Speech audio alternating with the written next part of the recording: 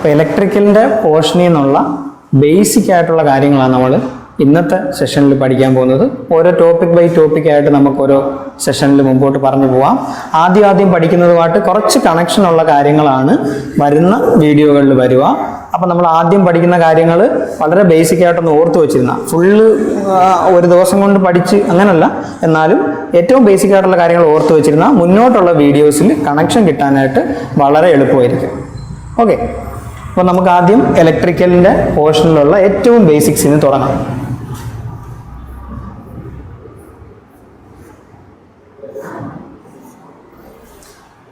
ഏറ്റവും ബേസിക് ആയിട്ടുള്ള 3 electrical quantities വേണമെങ്കിൽ ഒരെണ്ണത്തിൻ്റെ പേരും കൂടെ എഴുതാം, റെസിസ്റ്റൻസ് എന്നും കൂടെ എഴുതാം. നിങ്ങൾക്ക് പരിചയമായിട്ടുള്ള ക്വാണ്ടിറ്റീസ് തന്നെയാണ് എങ്കിലും അവരുടെ ബേസിക് ഡെഫിനിഷനിൽ നിന്ന് നമുക്ക് കാര്യങ്ങൾ പറഞ്ഞു തുടങ്ങാം.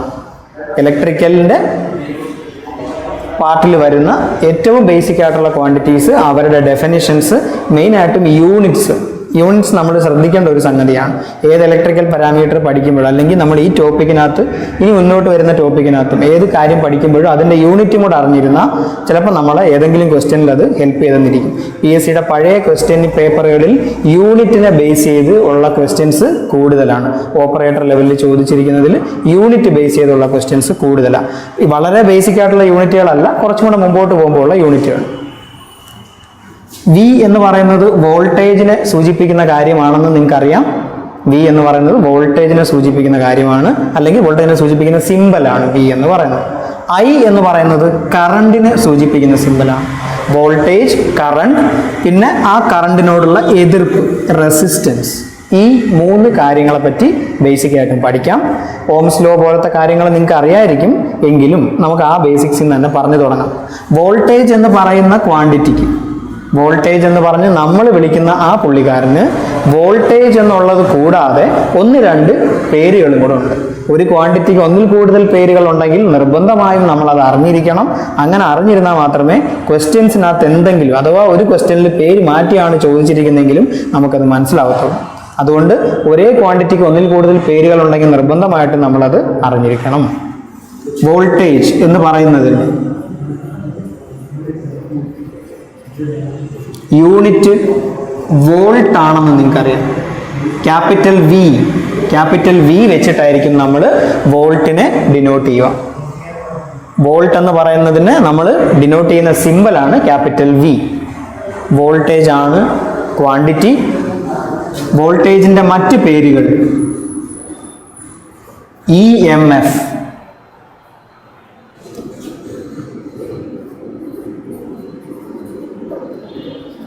Potential,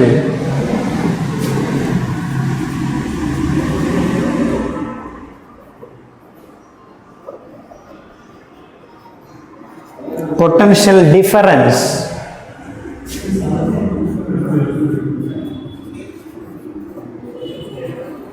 voltage drop. ഇതെല്ലാം വോൾട്ടേജിൻ്റെ തന്നെ മറ്റു പേരുകളാണ്. Voltage, EMF, potential difference, voltage drop, ഇതെല്ലാം വോൾട്ടേജിൻ്റെ തന്നെ മറ്റു പേരുകളാണ്. ചുരുക്കം പറഞ്ഞാൽ ഇവരുടെ എല്ലാം യൂണിറ്റും വോൾട്ട് തന്നെയാണ്. ഈ പറയുന്ന എല്ലാ ക്വാണ്ടിറ്റികളുടെ യൂണിറ്റും വോൾട്ട് തന്നെയാണ്. വോൾട്ട് തന്നെയാണ് ഈ പറയുന്ന 1, 2, 3, 4, 5 പേരുടെയും യൂണിറ്റ് വോൾട്ട് തന്നെയാണ്. എന്തിനാ ഞാൻ ഈ പേരുകളും കൂടെ എഴുതിയെന്ന് ചോദിച്ചാൽ, വോൾട്ടേജ് എന്ന് പറഞ്ഞ കൺസെപ്റ്റ് അല്ലെങ്കിൽ വോൾട്ടേജ് എന്ന് പറഞ്ഞാൽ എന്താണെന്നുള്ളത് പിടികിട്ടാൻ വേണ്ടിയിട്ട് ഏറ്റവും നല്ല വാക്ക്, ഏറ്റവും സിമ്പിളായിട്ട് ഏറ്റവും സാധാരണ ലെവലിൽ വോൾട്ടേജിനെ മനസ്സിലാക്കാൻ പറ്റിയ വാക്ക് EMF എന്ന് പറയുന്നതിനകത്ത് ഒളിച്ചിരിപ്പുണ്ട്. Electromotive force.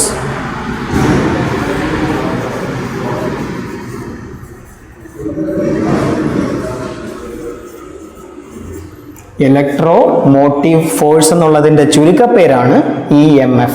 Electromotive force എന്നുള്ളതിൻ്റെ ചുരുക്കപ്പേരാണ് EMF. ആ പേരിനകത്ത് തന്നെ ഇരിപ്പുണ്ട് സംഗതി എന്താണെന്നുള്ളത്. ഇറ്റ് ഈസ് ബേസിക്കലി ഒരു ഫോഴ്സ് ആണ് സംഗതി. EMF എന്ന് പറയുന്നതും വോൾട്ടേജ് എന്ന് പറയുന്നതും ബേസിക്കലി ഒരു ഫോഴ്സ് ആണ്. എന്തിനുള്ള ഫോഴ്സ്? മോട്ടീവ് എന്ന് പറയുന്ന വാക്കിൻ്റെ അർത്ഥം കാരണമെന്ന്.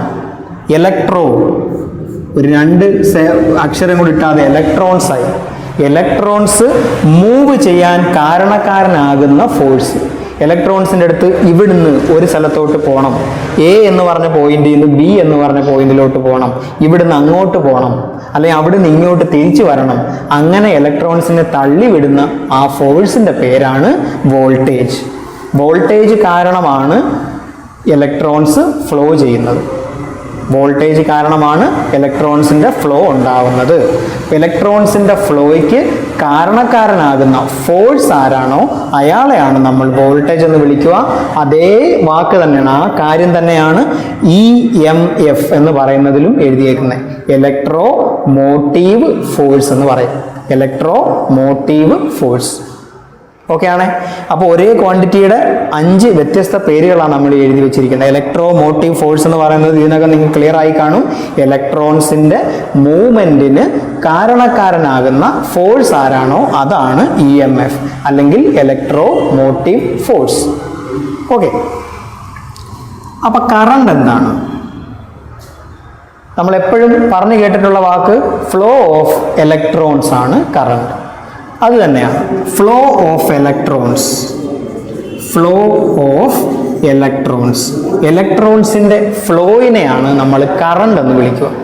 ഇലക്ട്രോൺസ് എവിടെന്നെങ്കിലും ഒരു സ്ഥലത്തു നിന്ന് മറ്റൊരു സ്ഥലത്തേക്ക് ഒഴുകുന്നുണ്ടെങ്കിൽ, മൂവ് ചെയ്യുന്നുണ്ടെങ്കിൽ അതിനെയായിരിക്കും നമ്മൾ കറണ്ട് എന്ന് വിളിക്കുക. അപ്പോൾ സത്യം പറഞ്ഞാൽ ഈ കറണ്ടിന് കാരണമാകുന്നത്, ഇലക്ട്രോൺസിൻ്റെ ഫ്ലോയ്ക്ക് കാരണമാകുന്ന ആള് വോൾട്ടേജാണ്. വോൾട്ടേജ് എന്ന് പറഞ്ഞൊരു ഫോഴ്സ് ഉള്ളത് കൊണ്ടാണ് ഇലക്ട്രോൺസ് ഒരു പോയിന്റിൽ നിന്ന് മറ്റൊരു പോയിന്റിലേക്ക് ഫ്ലോ ചെയ്യുന്നത്. പോയിന്റിനെ സൂചിപ്പിക്കാൻ വേണ്ടി A, B എന്നൊക്കെ എഴുതാൻ കേട്ടോ. ഈ A, B എന്നുള്ള കാര്യമൊന്നും കേട്ടിട്ട് എന്തോ വലിയ സംഗതിയാണെന്ന് വിചാരിക്കരുത്. ഒരു കാര്യമില്ല. ഏതെങ്കിലും ഒരു പോയിന്റിൽ നിന്ന് വേറൊരു പോയിന്റിലോട്ട് ഇലക്ട്രോൺസ് മൂവ് ചെയ്യുന്നുണ്ടെങ്കിൽ, ഫ്ലോ ചെയ്യുന്നുണ്ടെങ്കിൽ, ആ ഫ്ലോയ്ക്ക് കാരണക്കാരനാകുന്ന ആ ഫോഴ്സിനെ നമ്മൾ വോൾട്ടേജ് എന്ന് വിളിക്കും. ആ ഫ്ലോയെ, ഇവിടുന്ന് ഇങ്ങോട്ട് ഇലക്ട്രോൺസ് പോകുന്നുണ്ടല്ലോ, ആ ഫ്ലോയിനെ നമ്മൾ കറണ്ട് എന്ന് വിളിക്കും.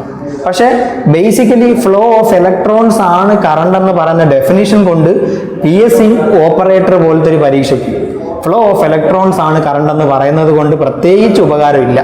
അവിടെ നമ്മൾ പറയേണ്ട ഡെഫിനിഷൻ, അല്ലെങ്കിൽ അവിടെ നമ്മൾ കറണ്ടിനെ പറ്റി അറിയേണ്ട ഏറ്റവും സാധാരണമായ കാര്യം, ഏറ്റവും ബേസിക് ആയിട്ടുള്ള കാര്യം എന്താണെന്ന് ചോദിച്ചാൽ, കറണ്ട് എന്ന് പറയുന്നതിന് ഫ്ലോ ഓഫ് ഇലക്ട്രോൺസ് കൂടാതെ, ഫ്ലോ ഓഫ് ഇലക്ട്രോൺസ് എന്ന് പറയുന്നത് കൂടാതെ കറണ്ടിന് മാത്തമാറ്റിക്കലായ ഒരു ഇക്വേഷൻ കൂടെ ഉണ്ട്. അതായത് ഒരു ഇക്വേഷൻ വെച്ച് നമുക്ക് കറണ്ടിനെ എഴുതാമെങ്കിൽ, ഈ കുഞ്ഞ് ഇക്വേഷൻസ് ശ്രദ്ധിച്ചോണം. ഇത് വെച്ചുള്ള വളരെ ചെറിയ ചുമ്മാ വാല്യൂസ് മാത്രം അങ്ങോട്ടും ഇങ്ങോട്ടും പറക്കി ഇട്ട് കൊടുത്താൽ ആൻസർ കിട്ടുന്ന തരത്തിലുള്ള കുഞ്ഞി ക്വസ്റ്റ്യൻസ് പ്രോബ്ലം രൂപത്തിൽ ചോദിക്കാം.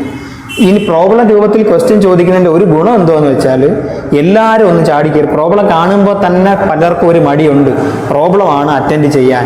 പക്ഷേ ആ പ്രോബ്ലത്തിനെ നമ്മുടെ ഒരു സ്ട്രെങ്ത് ആക്കി മാറ്റിക്കഴിഞ്ഞാൽ, നമ്മുടെ ഒരു ശക്തിയാക്കി മാറ്റിക്കഴിഞ്ഞാൽ ഉറപ്പായിട്ടും റാങ്ക് മേക്കിങ്ങിലോട്ട് നമുക്ക് വരാൻ പറ്റും. പ്രോബ്ലംസ് അധികം ശ്രദ്ധിക്കാത്തപ്പോഴാണ് നമുക്ക് നോർമൽ മാർക്കിൽ വന്ന് നിൽക്കുന്നത്. കുറേ കാര്യങ്ങൾ എല്ലാവർക്കും അറിയാമായിരിക്കും പഠിക്കുന്നത്. പ്രോബ്ലത്തിലും കൂടെ ചെറുതായിട്ടൊന്ന് കോൺസെൻട്രേറ്റ് ചെയ്യാമെങ്കിൽ, പ്രോബ്ലത്തിനോടുള്ള പേടി ഒന്ന് മാറ്റി വരാമെങ്കിൽ നല്ല റാങ്കിലോട്ട് നമുക്ക് എത്താൻ പറ്റും. കാരണം തിയറി ആയിട്ടൊരു കാര്യം ചോദിച്ചാൽ പൂർണ്ണമായ ഉറപ്പില്ലാത്തവരും ഉറപ്പുള്ളവരും ആ ക്വസ്റ്റ്യൻ എഴുതാനുള്ള സാധ്യതയുണ്ട്. പക്ഷെ പ്രോബ്ലം ആകുമ്പോൾ വളരെ ചുരുക്കം ചിലരെങ്കിലും അതിനകത്തുനിന്ന് പിന്മാറാനുള്ളൊരു സാധ്യതയുണ്ട്. അത് നമ്മൾ നമ്മുടെ റാങ്ക് മുമ്പോട്ട് കൊണ്ടുവരാനുള്ള ഒരു അവസരമായിട്ട് എടുക്കണം. ഓക്കെ. അപ്പോൾ എന്താണ് കറണ്ടിൻ്റെ നമുക്കറിയേണ്ട ഇക്വേഷൻ? I, അതാണ് കറണ്ട്, അതിനെ സൂചിപ്പിക്കുന്ന സിമ്പൽ. കറണ്ടിൻ്റെ യൂണിറ്റ്, കറണ്ട് എന്ന് പറയുന്ന ആ ക്വാണ്ടിറ്റിയുടെ യൂണിറ്റ് ആംബിയർ ആണ്. കറണ്ടിൻ്റെ യൂണിറ്റ്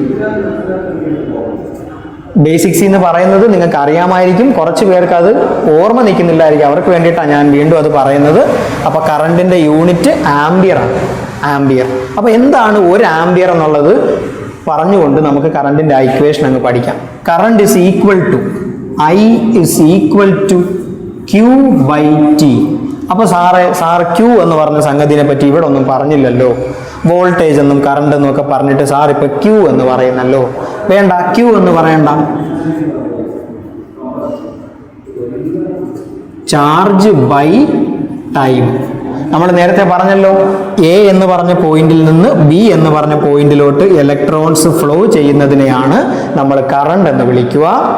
അങ്ങനെ എത്ര പേര് ഫ്ലോ ചെയ്യുന്നുണ്ട്, എയിൽ നിന്ന് ബിയിലേക്ക് എത്ര നമ്പർ ഓഫ് ഇലക്ട്രോൺസ് ഫ്ലോ ചെയ്യുന്നുണ്ട് ഒരു സെക്കൻഡിൽ. ദാ ഇവിടെ ബൈ ടൈം എന്നാ താഴെ എഴുതിയേക്കുന്ന സംഗതി ടൈമാണ്. ഒരു സെക്കൻഡ് തന്നെ ആയിരിക്കണമെന്നൊന്നുമില്ല, എങ്കിലും ഒരു ആംബിയർ എന്ന് പറയുന്നതിന് 1 ആംബിയർ ഇസ് ഈക്വൽ ടു ഒരു ചാർജിന്റെ യൂണിറ്റ് കൂളുംബാണ്. അതിനെ പറ്റിയും കൂടെ നമുക്ക് പറയാം. 1 ampere is equal to 1 coulomb by 1 second. ഒരു സെക്കൻഡിൽ ഒരു പോയിന്റിൽ നിന്ന് വേറൊരു പോയിന്റിലേക്ക് ഒരു കൂളുംബ് ചാർജ് മൂവ് ചെയ്യുന്നുണ്ടെങ്കിൽ, അതിനെയാണ് നമ്മൾ ഒരു ആംബിയർ എന്ന് വിളിക്കുക. ഈ ഒരു ആംബിയറിന്റെ ഡെഫിനിഷൻ പഠിക്കുന്നതിനേക്കാളും നിങ്ങൾക്ക് പ്രധാനപ്പെട്ടത് current is equal to charge by time എന്നുള്ള ഇക്വേഷൻ അറിഞ്ഞു വെച്ചിരിക്കുകയാണ്. Current is equal to charge by time. Charge എന്ന് പറയുന്ന ഇലക്ട്രിക്കൽ ക്വാണ്ടിറ്റിയെ Q എന്ന് പറയുന്ന സിമ്പൽ വെച്ചിട്ടാണ് നമ്മൾ റെപ്രസെന്റ് ചെയ്യുക. ചാർജ് എന്ന് പറയുന്ന ക്വാണ്ടിറ്റീനെ എഴുതുന്ന ആ സിമ്പലാണ് Q എന്ന് പറയുന്നത്. യൂണിറ്റ് കൂളുംബ്. ഇലക്ട്രോസ്റ്റാറ്റിക്സിന്റെ പോർഷൻ തുടങ്ങുമ്പോൾ കൂളുംബിനെ പറ്റി നമുക്ക് കുറച്ചും കൂടെ വിശദമായിട്ട് എന്താണ് ഒരു കൂളുംബ് എന്നുള്ളതിനെ പറ്റി നമ്മൾ ഒന്നും കൂടെ ഡീറ്റെയിൽ ആയിട്ട് പഠിക്കും. തൽക്കാലം കൂളുംബ് എന്ന് പറയുന്നത് ചാർജിന്റെ യൂണിറ്റ് ആണെന്നുള്ളത് നമ്മുടെ മനസ്സിലിരിക്കുക. ഓക്കെ ആണ്. നമ്മൾ വോൾട്ടേജിനെ പറ്റിയാണ് ആദ്യം പറഞ്ഞത്. വോൾട്ടേജിന്റെ പല പേരുകളെ പറ്റി പറഞ്ഞു. ഇവരെയും കൂടെ നമ്മൾ ഡിഫൈൻ ചെയ്യുമേ. തൽക്കാലം വോൾട്ടേജ് എന്ന് പറയുന്നതിന്റെ ബേസിക് ഡെഫിനിഷൻ, വോൾട്ടേജ് എന്ന് പറയുന്നത് ഏറ്റവും സാധാരണമായിട്ട് എന്താണ്? ഒരു ഫോഴ്സ് ആണ്. എന്ത് ഫോഴ്സ്? കറണ്ടിന്റെ മൂവ്മെന്റിന് അല്ലെങ്കിൽ ഇലക്ട്രോൺസിന്റെ മൂവ്മെന്റിന് കാരണക്കാരനാകുന്ന ഫോഴ്സിന്റെ പേരാണ് voltage. Electro motive force. Electrons move ചെയ്യാൻ കാരണക്കാരനാകുന്ന ഫോഴ്സിന്റെ പേരാണ് വോൾട്ടേജ്. ഓക്കെ ആണോ? അപ്പോൾ ഒരു പോയിന്റിൽ നിന്ന് വേറൊരു പോയിന്റിലോട്ട് ഇലക്ട്രോൺസ് ഫ്ലോ ചെയ്യുന്നുണ്ടല്ലോ. ആ ഫ്ലോ ചെയ്യുന്ന ഇലക്ട്രോൺസിന്റെ എയിൽ നിന്ന് ബിയിലേക്ക് ഇലക്ട്രോൺസ് ഫ്ലോ ചെയ്യുന്നു. അങ്ങനെ ഇലക്ട്രോൺസ് ഫ്ലോ ചെയ്താൽ അവിടെ ഒരു കറണ്ട് ഉണ്ട് എന്ന് നമ്മൾ പറയും. കറണ്ട് ഉണ്ടെന്ന് നമ്മൾ പറയും. ഓക്കെ, കറണ്ടിന്റെ ഇക്വേഷനും കൂടെ നമുക്കൊന്ന് നോക്കാം. കറണ്ട് എന്ന് പറയുന്നത് ചാർജ് ബൈ ടൈം ആണ്. നമ്മൾ കറണ്ടിന്റെ യൂണിറ്റ് ആംബിയർ ആണെന്ന് പഠിച്ചു. അപ്പോൾ ആംബിയറിന്റെ ഡെഫിനിഷൻ വെച്ച് പറഞ്ഞപ്പം എയിൽ നിന്ന് ബിയിലേക്ക് ഒരു ആംബിയർ ഒരു കൂളുംബ് ചാർജ് ഒരു സെക്കൻഡിലേക്ക് ഫ്ലോ ചെയ്യുന്നുണ്ടെങ്കിൽ,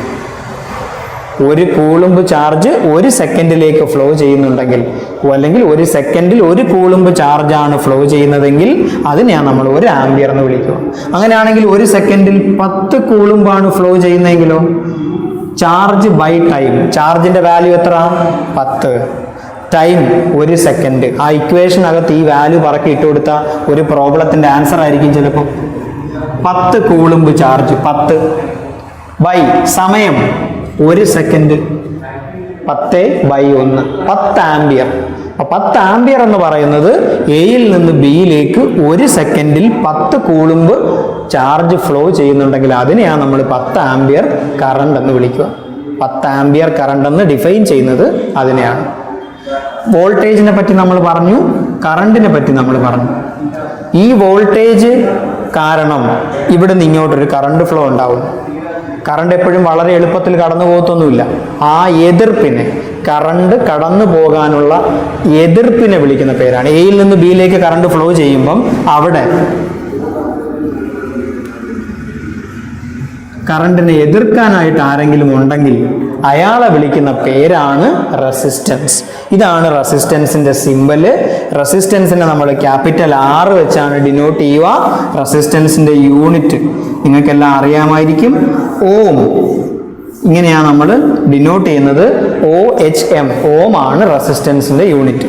കറണ്ട് കടന്നു പോകാനുള്ള പ്രയാസത്തിന്, ഡിഫിക്കൽട്ടിയെ, കറണ്ട് കടന്നു പോകുന്നതിനോടുള്ള എതിർപ്പിനെ വിളിക്കുന്ന പേരാണ് resistance.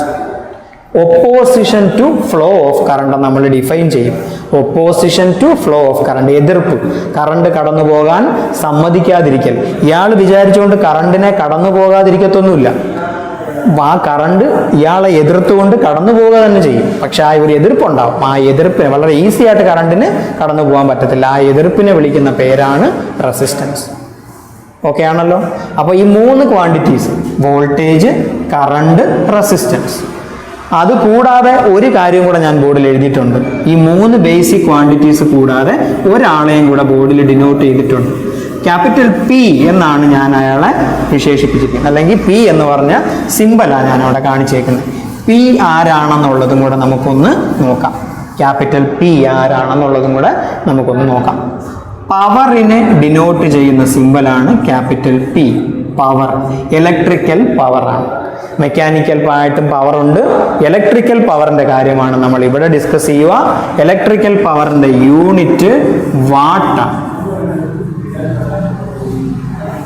WATT. W, capital W വെച്ചായിരിക്കും നമ്മൾ അയാളെ ഡിനോട്ട് ചെയ്യുക. വാട്ട് എന്നുള്ളതിന്റെ സിമ്പല് ക്യാപിറ്റൽ W ആയിരിക്കും. പവർ, ഈ വോൾട്ടേജും കറണ്ടും കാരണം കിട്ടുന്ന എനർജി ബൈ ടൈമിനെയാണ് പവർ എന്ന് പറയുന്നത്. ആ ഇക്വേഷനിലോട്ട് പോകുന്നതിന് മുമ്പ് ഈ വോൾട്ടേജും കറണ്ടും ഉണ്ടെങ്കിൽ ഉറപ്പായിട്ടും അവിടെ ഒരു ഇലക്ട്രിക്കൽ പവറും ഉണ്ടായിരിക്കും.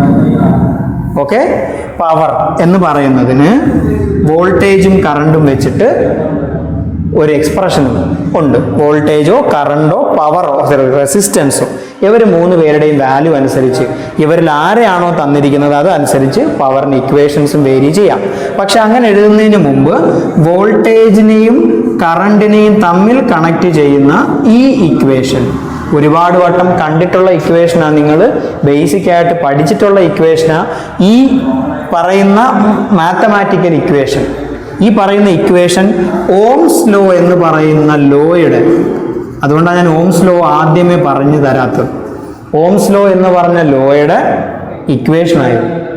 ഓംസ് ലോയെ മാത്സ് ഉപയോഗിച്ച് എഴുതിയാൽ എങ്ങനെ എഴുതാമോ അതാണ് നമ്മൾ V = IR കൊണ്ട് എഴുതുക.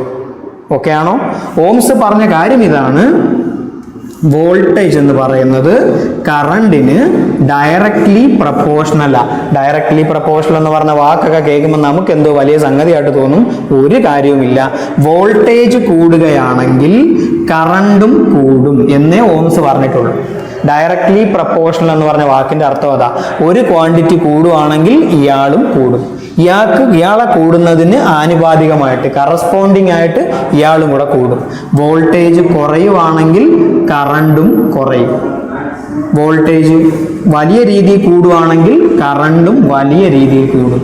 വോൾട്ടേജ് വലിയ രീതിയിൽ കുറയുവാണെങ്കിൽ കറണ്ടും വലിയ രീതിയിൽ കുറയും.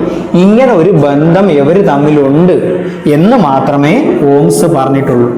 ഇങ്ങനൊരു ബന്ധം വോൾട്ടേജ് കൂടുവാണെങ്കിൽ അതനുസരിച്ച്, അത് നമുക്ക് ആലോചിച്ചാൽ മനസ്സിലാവുന്ന കാര്യമുള്ളൂ. വോൾട്ടേജ് എന്ന് പറഞ്ഞാൽ ഇലക്ട്രോൺസിന്റെ ഫ്ലോയ്ക്ക് കാരണമാകുന്ന ഫോഴ്സാണ് നമ്മൾ പറഞ്ഞു. കൂടുതൽ ഫോഴ്സ് വെച്ച് തള്ളിയാൽ എന്ത് പറ്റും? കൂടുതൽ ഇലക്ട്രോൺസ് ഫ്ലോ ചെയ്യും. നമ്മൾ ചെറിയൊരു ഫോഴ്സ് വെച്ച് തള്ളിയാൽ കുറച്ച് ഇലക്ട്രോൺസേ പോകത്തുള്ളൂ. കൂടുതൽ ഫ്ലോ പോലെ കൂടുതൽ ഫോഴ്സ് വെച്ച് തള്ളുവാണെങ്കിൽ കൂടുതൽ ഇലക്ട്രോൺസ് പോകും. കൂടുതൽ ഇലക്ട്രോൺസ് പോവുകയാണെങ്കിൽ കറണ്ട് കൂടും. അത്രയേ ഉള്ളൂ കാര്യം. കറണ്ട് എന്ന് പറഞ്ഞാൽ ഇലക്ട്രോൺസിന്റെ ഫ്ലോയാ. ഇലക്ട്രോൺസിന്റെ എണ്ണം കൂടിയാൽ കറണ്ടിന്റെ വാല്യൂവും കൂടും. Voltage is directly proportional to current. ഈ പ്രപ്പോർഷണാലിറ്റി മാറ്റി ഒരു ഇക്വേഷൻ രൂപത്തിലാക്കാൻ അതിനകത്ത് മൾട്ടിപ്ലൈ ചെയ്യപ്പെട്ട കോൺസ്റ്റന്റ് ആണ് റെസിസ്റ്റൻസ്. ഈ പ്രപ്പോർഷണാലിറ്റി എന്നുള്ളത് മാറ്റി ഒരു ഇക്വേഷൻ രൂപത്തിലാക്കാൻ ഒരു കോൺസ്റ്റന്റ് വാല്യൂവിന്റെ ആവശ്യം ഉണ്ടായിരുന്നു. അയാളുടെ പേരാണ് റെസിസ്റ്റൻസ്. അപ്പോൾ ഓംസ് ലോയ്ക്കകത്ത് ഒളിഞ്ഞു കിടക്കുന്ന കാര്യം റെസിസ്റ്റൻസ് ഒരു കോൺസ്റ്റന്റ് ആണെന്നുള്ളതാണ്. റെസിസ്റ്റൻസ് കോൺസ്റ്റന്റ് ആണെങ്കിൽ മാത്രമേ ഓംസ് ലോ ട്രൂ ആവത്തുള്ളൂ. ലോകത്തുള്ള എല്ലാ മെറ്റീരിയൽസിന്റെ പുറത്തും ഓംസ് ലോ വർക്ക് ചെയ്യത്തില്ല. ഓംസ് ലോ തെറ്റിപ്പോകുന്ന ടൈപ്പ് ഓഫ് മെറ്റീരിയൽസും ഉണ്ട് നമുക്ക്. ഓംസ് ലോ തെറ്റിപ്പോകുന്ന ടൈപ്പ് ഓഫ് മെറ്റീരിയൽസും നമുക്കുണ്ട്. അത്തരത്തിലുള്ള മെറ്റീരിയലുകൾ ഏതാണെന്നും എങ്ങനെയാണ് ഓംസ് ലോയുടെ ബേസിലും കണ്ടക്ഷന്റെ ബേസിലും മെറ്റീരിയൽസിനെ ക്ലാസിഫൈ ചെയ്തേക്കുന്നതെന്നും കൂടെ നമുക്ക് നോക്കാം. ഓക്കെ, അത് നമുക്ക് അടുത്തൊരു സെക്ഷനായിട്ട് പഠിക്കാം.